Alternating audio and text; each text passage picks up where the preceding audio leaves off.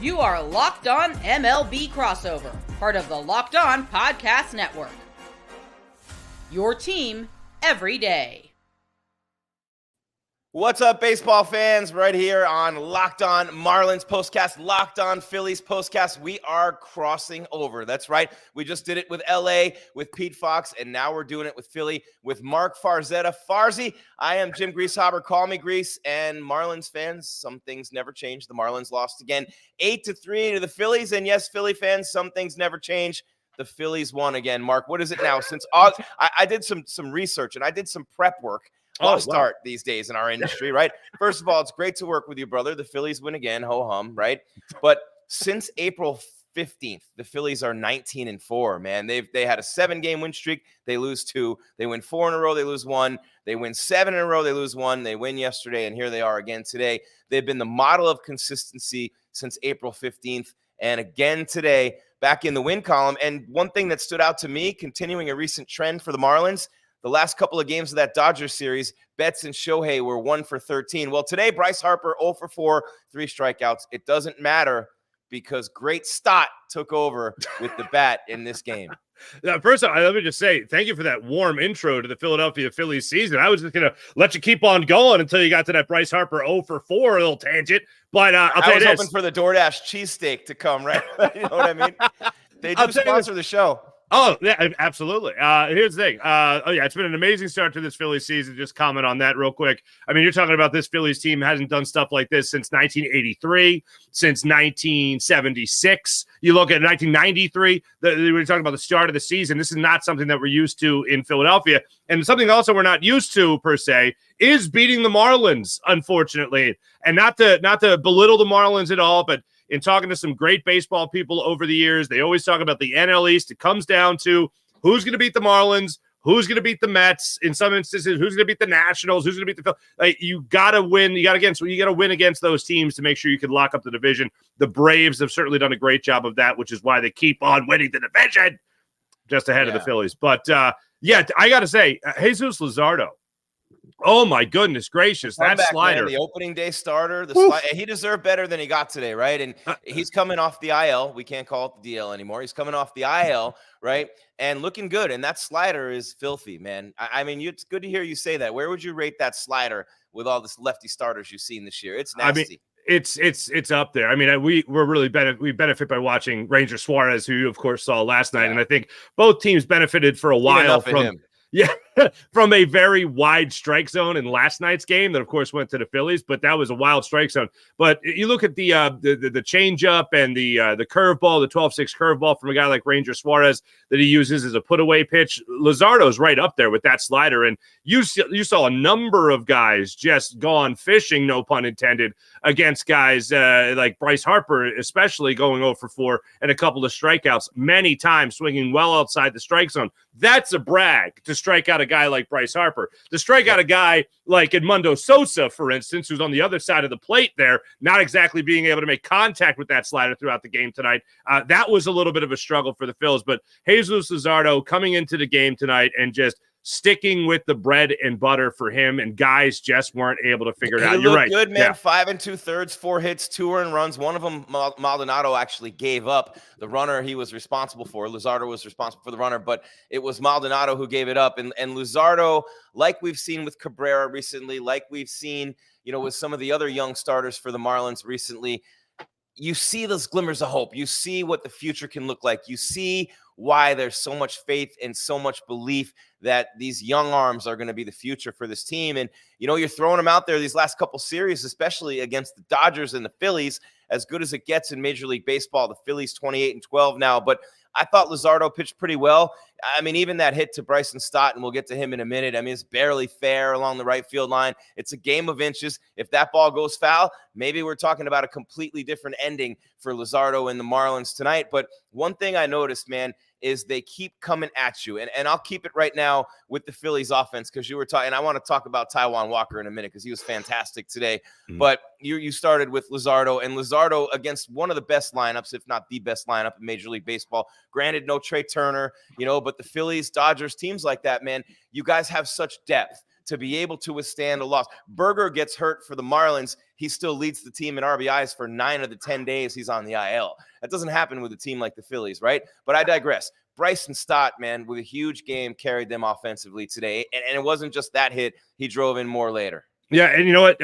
One more thing on Luzardo. You talk about the way he started the game. The Phillies only had 2 hits, I believe it was, going into the 6th inning, which is 3 base runners in 4 innings. Right? That is insane. But he gets the opportunity, Bryson Stott, and one of the things that he does extremely well in all his time in the big league so far as a young player is he is very patient at the plate, and he'll wait for his pitch. Even if it means going down the count 0-2 or 1-2, he will be patient at the plate. And he had a very similar at bat right before that bases clearing triple where he waited, he fouled off a pitch, and then he actually looks shocked. And I love the picture that you have right there for the thumbnail on YouTube with his helmet almost flying off because he was shocked. He looked shocked that ball was actually going to stay inside the right field line. And the mullet is king. The mullet is king right there. It had to be in the thumbnail. And it's got to be the mullet and the awful stash. That's got to be something that is just a throwback to the 1993 Macho Row Phillies back in the day. But man, oh man, seeing him just wrap that inside the line. Man. Extremely proud about a guy that both our fan bases love, I'm sure. But yeah, seeing him be able to come around on that and keep that ball fair was absolutely fantastic. Then he added another one for a 4 RBI day. The guy is a professional hitter. He is off to a slow start, and he is just starting to put it together over the last couple of weeks. Yeah, he is. And, you know, it's pretty cool. I'm trying to give myself more light here. Let there be light. Let there be light on the Marlins season. Oh, look at you. Light on me. I'm sitting here, and I have to tell you guys, like, you're watching the show, Locked On Marlins Postcast, Locked On Phillies Postcast, Farzy, Grease. I mean, we just do nicknames around here. We're radio guys. I love the shows that you do back in Philly, you know, Baldy, and I love that, bro, because, you know, what we got here. But I'm sitting here bathing in floodlights. I feel like I stole 6 cars over a weekend and they finally got me. And I look dark. I don't understand this. This is just one of those things where my camera has decided that no matter how much I illuminate myself, this is as light as I get. Probably doing everybody a little bit of a favor too, you know. You don't really see the features too well. You're improvising, man. I love it. You know, you got to think on your feet a little bit in this broadcasting game. It didn't work, man. I tried the iPhone light. You know, you turn it around. Even that didn't work. Yeah, right. But you're going with it, man. You just got to roll with the punches. That's how it goes. The show must go on. I do the Marlins postcast, man. Rolling with the punches is my occupation. I need to ask you a question here. I just have to ask you this question. Sure. Jazz Chisholm, as a guy that watches him from afar, somebody asked me if I wanted him on the Phillies. If something happened, you know, the trade deadline, would I want him on the Phillies? Phillies have a log jam when it comes to outfield positions, especially when it comes to the center field spot because they're so high and mighty on Johan Rojas, and Christian Pache had himself a game today. But Jazz, if he plays for your team, is he one of those guys that he puts on your jersey and you just love him automatically? What goes on there? Yeah, you like him a lot. You like him a lot. He gives you day in and day out. And I love what Skip did, moving him up to the leadoff spot when they traded Luis Ariz to the Padres, which was a little early to start dumping. You know what I mean? And you got a guy who's a 2-time defending batting champ. He just got him from the Twins and brought him in last year. And, you know, De La Cruz was starting to hit the ball, spraying around in the 2-hole. But it started with Ariz getting on base and, you know, making things happen at the top of the order. So then he gets traded and you move Chisholm right up there, which, you know, is not easy to do. And he comes into the to the leadoff spot, and he's been hitting pretty good lately. I mean, he's been starting to see the ball better. He's been starting to get a little bit more patient in the leadoff spot. He's going to see more pitches. So, yeah, I like him. I think that he's a great teammate and a good guy to have. So, you're not really looking at the numbers right now. I think he's going to end up somewhere else. I think he's going to help a contending team before the year's over. Hey, look, we've been there. The Phillies teams have certainly been there over the years where we have looked at players that we have liked in the city of brotherly love and been like, you just know at the deadline they're going to get moved. If they can bring you something back for a team that might be rebuilding or going through some struggles, you look at those players and go, we're going to miss it when they're gone. But we've certainly been through that as well in Philadelphia. Without a doubt. And this new version of the Phillies that are, you know, spending all that cash with a big team. And, you know, you got Harper, you got Turner, you got some of the real elite players in the game. And, you know, it's crazy. And Schwarber's not even hitting, right? So, well, yeah, out of the game today, a little back tightness. Back tightness. Yeah, he is. him hitting over 200 is like 300 to everybody else. So in my mind, he's hitting 317, not 217. He's like a softball hitter. He absolutely is a beer league softball guy through and through. But one of the things that we were looking at last year with the banning of the shift, so to speak, was how is that going to help a guy like Kyle Schwarber? Last year didn't help him at all. This year, it seems to be helping him a little bit. He had 42 singles last year. He's already at about 23 this year. So the singles are coming, which is not the goal, but it's nice to at least see that he's putting the ball through the right side of the infield because he only pulls the ball. And then the home runs, Kyle Schwarber doesn't hit home runs automatically until the month of June. The fact that he's got come in bunches too. The fact that he's got 9 now, I am very happy about that because he is contractually obligated to hit at least 11 home runs in the month of June. It's a must-happen. It's unbelievable, right? And so you see him in June, right? And it should be like a softball game where he hits too many home runs and they just start becoming outs. You ever see that? I used to play softball. You hit a home run, it's an out after 2 home runs in the game or 3 or whatever. That's what they should do to him in June. You're watching your Locked On Marlins postcast. You are watching your Locked On Phillies postcast, Locked On Sports Miami, Locked On Sports Philadelphia, the city of brotherly love, or as I used to call it in my sports radio days, the city of universal hatred for all mankind. You're also listening wherever you get your podcasts on Spotify, Apple Music, iHeart. You know the deal by now, and love being here in 2 cities. My name's Jim Greasehaber. Call me Grease. Mark Farzetta with us, and we want to thank you for making Locked On Sports Philadelphia, Locked On Sports Miami your first listen every day. We are free, and we're available wherever you get your podcasts, plus on YouTube. Part of the Locked On Podcast Network, your team every day. And we are just getting started. It's your Locked On Marlins postcast, Locked On Phillies postcast crossover. We're going to do this tomorrow again as well. And maybe the Phillies will have some mercy. The Phils 8, the Marlins 3 today. And now without the bumper, we don't have the bumper, but we do have the overlay. And we don't need anything but the overlay to tell you about our friends at Stitch Fix, proud sponsors of what we do here on Locked On. And I am really excited to talk about Stitch Fix with you. It's instant. The confidence boost you get from an outfit that makes you look really good, right? I mean, Farzy knows this. Come on, we're talking about all this already. That's what I get with Stitch Fix. You get a stylist who understands your style, size, and budget. They can make you look fly no matter what. They do all the shopping for you. It's the easiest way to update your wardrobe this season. You just give your stylist your size, your style, your budget. You order boxes when you want and how you want. No subscriptions required. They just send 5 just for you pieces, plus outfit recommendations and pro styling advice. Keep what works and you send back the rest. It is that easy. Stitch Fix makes it that easy. When you don't like to shop, save you that time and effort. And if you don't love something, you just send it back, Farzy. Shipping, returns, and exchanges are always free. Style that makes you feel as good as you look.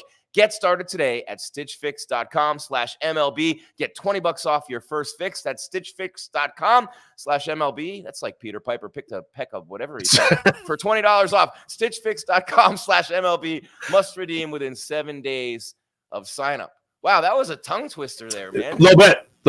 But happy accident. This shirt, no lie, from Stitch Fix. Wow. Stitch Fix sent me this shirt. That's what you call product placement right there. Look what we do for our sponsors. No, it's a happy accident. I actually use Stitch Fix because it's fantastic. So if you like this shirt, Stitch Fix, baby.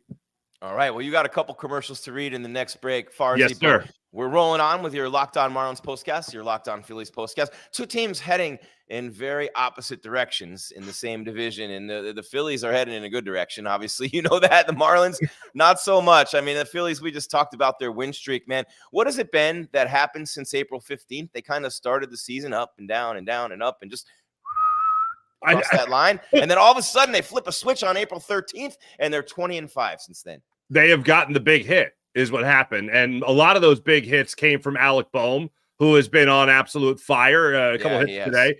Bryson Stott has started to figure it out. Nick Castellanos has started to figure it out over the last couple of weeks. Bryce Harper had his 3rd kid and all of a sudden had some super duper dad strength come upon him. And he has been hitting the cover off the ball as well. He's been working walks also. They've gotten just not today. Today, horrible example. But over the course of Luzardo against a lefty man with that slider. Oh boy. Yeah, that was pretty nasty. Who you are. Yeah. But here's what's interesting. So I was joking about, reporting the news as far as Kyle Schwarber goes with the home runs in June. The whole team over the last 2 seasons, 3 seasons, has waited till June to go, oh, I guess our spring training's over. The season starts. And I don't know why that is the case, but that has been the case. And it was a huge storyline for the Phillies in spring training that they had to start out strong. They couldn't just let the Braves, most notably, just go out there and run away with the division in the early goings. So the Phillies had a concrete plan that they announced that they had to start out strong. They have not lost a series now. Now that they clinched this series, they have not lost a series since the second series of the season, Grease. That's absurd. That's absurd. It's bonkers. And the pitching staff has been absolutely amazing. Well, let's put more teams in the playoffs. How about that, Farzy? We'll just put more teams in the playoffs so some team can get hot at the end of the season for a week, win 70 games, and go to the World Series. Yeah, why not? Why not? Just everyone make the playoffs. Never mind the regular season. It doesn't matter that the Phillies are winning 2 out of 3. I mean, come on. More than that since April 15th. But, and they've done it without, you mentioned Bohm, obviously, but without anybody else going ballistic. Just him. Yeah, it's been pretty wild. The only people you could really say go ballistic are the guys in the rotation. And the bullpen hasn't been terrible either, but everybody, Zack Wheeler, Aaron Nola, Ranger Suarez is the leader right now in the clubhouse for Cy Young. I mean, he's been a good pitcher. He went through a couple of stretches last season. Exactly. But he went through a couple of months last year, 1 month where he had at least 6 innings and 5 straight starts, allowing no more than 2 runs. And he had another month like that later in the season. I want to say it was August. For him to come out of the gates the way he has this year is absolutely phenomenal. And then the Phillies actually have trouble where they have Spencer Turnbull coming out here, and he all of a sudden is pitching phenomenally well through his first 5 starts, just incredible. And they got to make the decision, well, we're paying Tijuan Walker $72 million over 4 or 5 years, I forget which. Oh, we got to get him back in the rotation. He comes back in the rotation. And I'll say this. The line looks really good. The 8 hits does not look good, but the line for the most part looks really good. And he has pitched well since he has come back. There's been a couple instances to get into a specific here. Rob Thompson has not been protecting him. He's always let him go out there for 1 more inning. So I like that he took him out a little earlier, even though the pitch count was low. I like that he took him out because he allowed him to say, hey, I did my job today. I didn't give up that 7th inning. Don't mess up a great start. Let him keep his confidence. Yeah. And that's something that Rob Thompson. So much of that is pitching so much, mental and his mind state going into that next start. I love that too. Keep his confidence up. Don't give him a chance to get ripped toward the end of a start. And that happened to Weathers the other day with the Marlins. Pitched great, then all of a sudden gives up a 2-run hit late in that start. It happens so many times, but you're playing that game of when do you take him out, when do you leave him in. Managers these days, Farsley, seem to fall in love with pitching so many pitchers in every game. And you see 4 or 5 pitchers. It's not uncommon in every single game for each team. But you're going to have your Schwarber month in June, right? Harper is going to carry you like a maniac at some point this season. So as a Philly fan, you're 2 games up on the Braves, 4 games up in the win column, and you haven't had that Harper time yet. And the Schwarber time's coming, but you have had the pitching, as you said. But it's crazy when you think about the number of guys they have on this team who can literally carry an offense for a stretch of a season. And you're going to be able to count on that at some point in time. So if you do the math and do the projections out, as long as everybody stays healthy, this is a 100-win team. I think this Phillies team, could break their 102-win season, which is their all-time record. And that's when Roy Halladay was pitching. That's when Cliff Lee was pitching. That's when Ryan Howard was playing first, Chase Utley, Carlos Ruiz, all these guys. But to your point, when you talk about this team and you talk about the depth of this team, you look at the last 2 games of this series. I don't know if there's a better example, no offense, Marlins fans, than the last 2 games of this series where you're 7, 8, and 9 hole hitters, Grace, combined for 11 hits, a home run, 5 RBI. That's not a bad 7, 8, 9 hitters. When you're talking about Christian Pache and Mundo Sosa, and you're talking about Johan Rojas. Yep. That's incredible. But I have to homer today. I have to ask you this question. Good Lord. Because if I was a Marlins fan, it happened to Alec Boehm too, but it happened mostly with the Marlins. You guys jump out on Tijuan Walker. Mm-hmm. And then everyone gets thrown out at second base. What the heck's with that? What's going on there? What was going on? I will say this. The Marlins this year, from what I've seen, are one of the worst base running teams I've seen in a while. They're constantly running themselves out of innings, trying to take the extra base.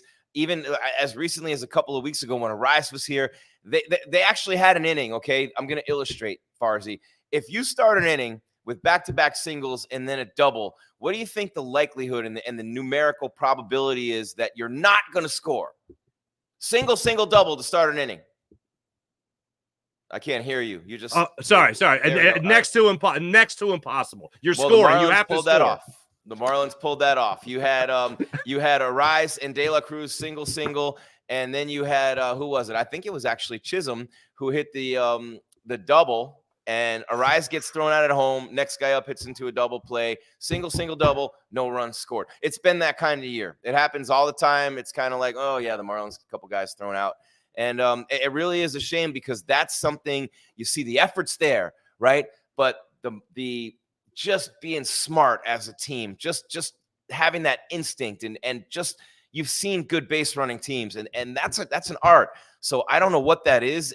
To me, it comes down to the individual player, but you wouldn't expect that you would ever work on that again coming out of spring training. And that just seems like a basic that should never go wrong. And it's been way too often this year. Yeah, I know the Phillies have gotten thrown out of the base paths a lot this year, and I know they got thrown out of the base paths a lot last year too.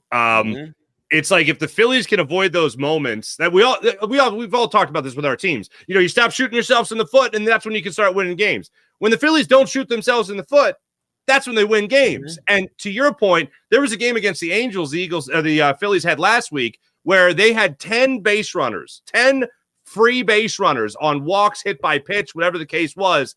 They scored, I believe it was 1 run. One run.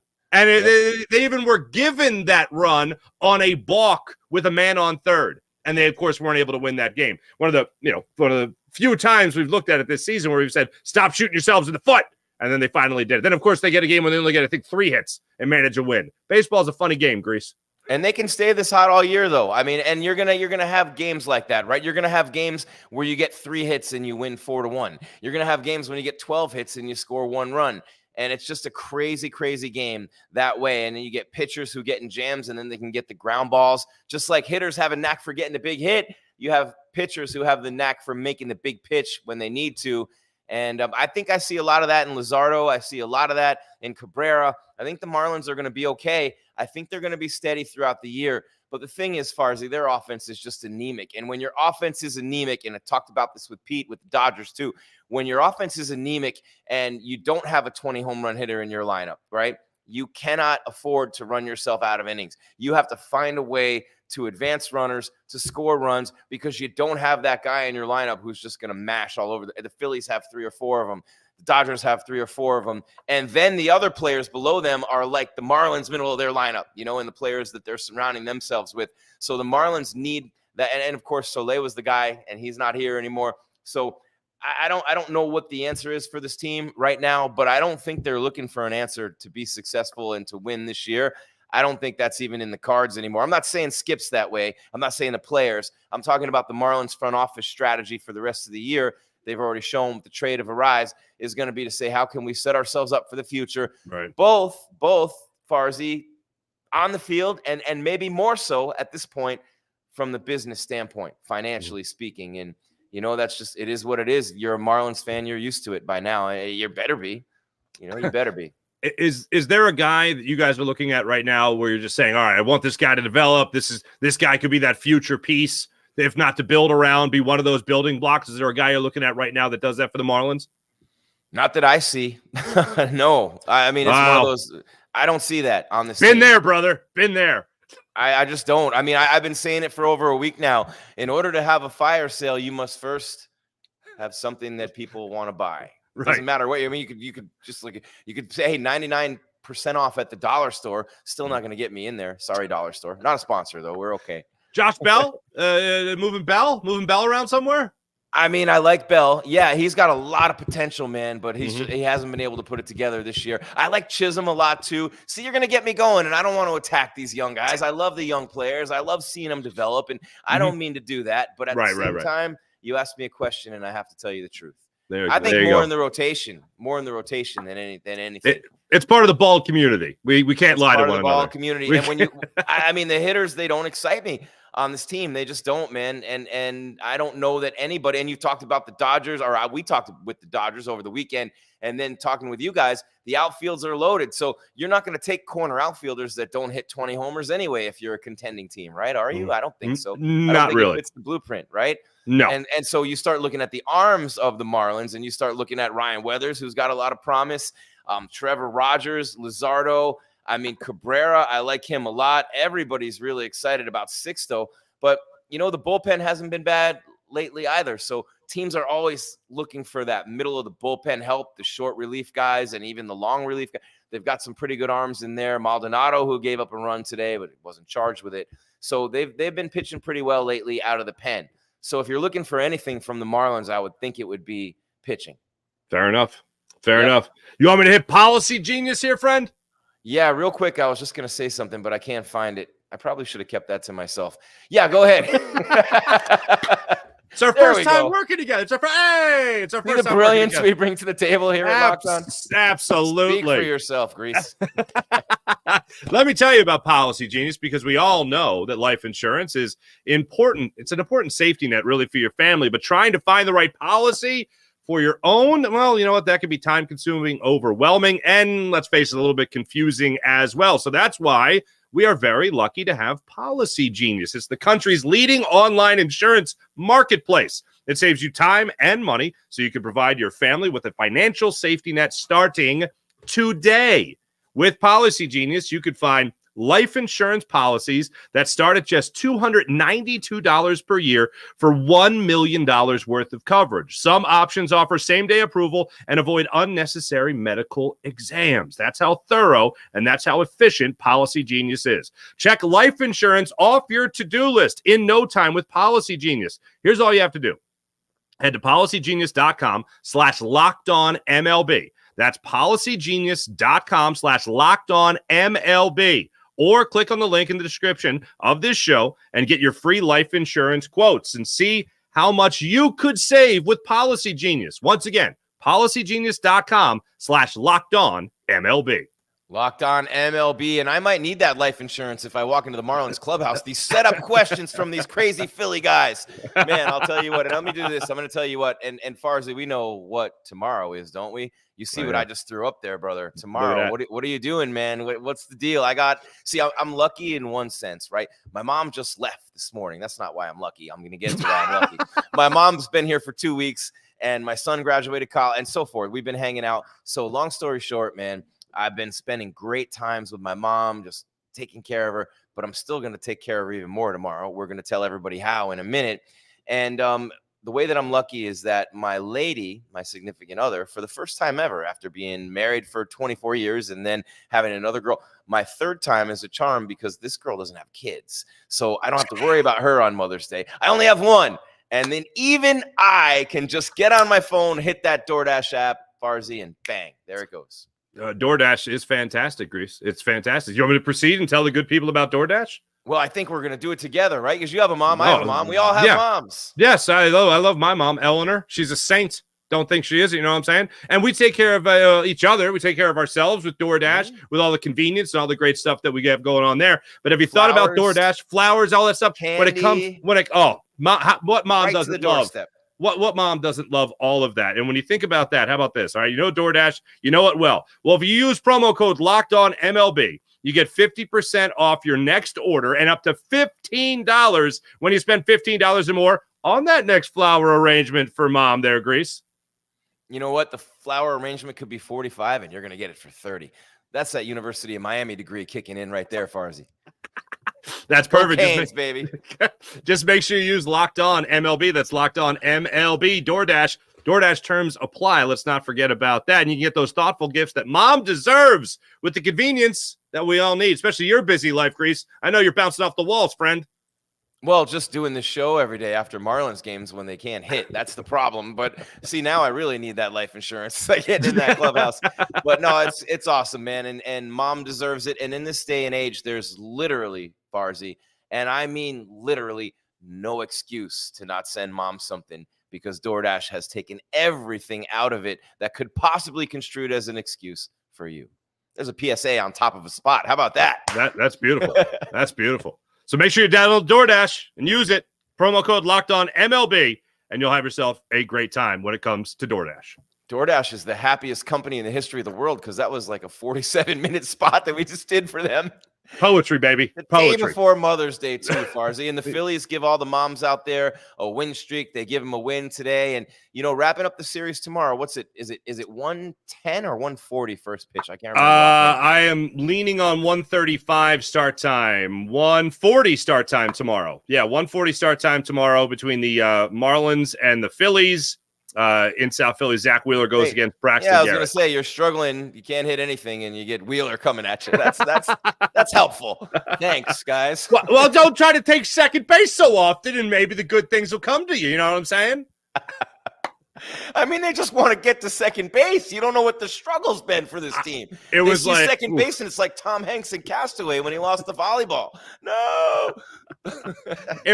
Honestly, this is where my because I'm a history nerd, right? I was like, this is like the Odyssey and the Sirens of Syracuse, was it? It was like, yes, come to the rocks. Come to the rock. Boom, boat crashes. Guy gets thrown out at second base is the way that went down. By the way, you mentioned Sixto Sanchez.